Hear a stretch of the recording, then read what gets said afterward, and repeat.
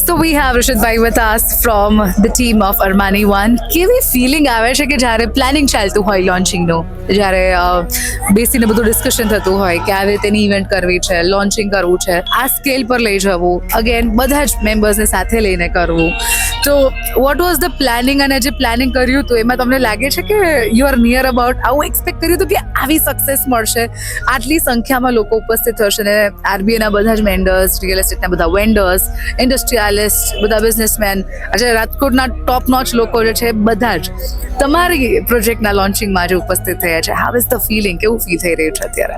First of all જે બધા ઇન્વિટેશનને માન આપીને જે લોકો આવ્યા છે એ બધાને હું હાર્ટલી થેન્ક યુ કહું છું.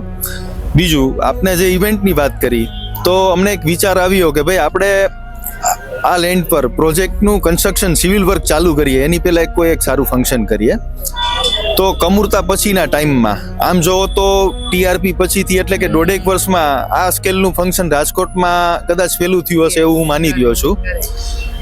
બીજું, અમે વિચાર આવ્યો કે એક સારું ફંક્શન કરીએ. તો અત્યાર સુધી જે રાજકોટમાં જે એક સ્ટાઇલ હતી, એક સ્ટીરિયો ટાઈપ બધા ફંક્શન થતા રિયલ એસ્ટેટના, તો અમને એવો થોડો વિચાર આવ્યો કે ભાઈ થોડું છે ને અલગ સ્ટાઇલથી ડિઝાઇન કરીએ ફંક્શનને.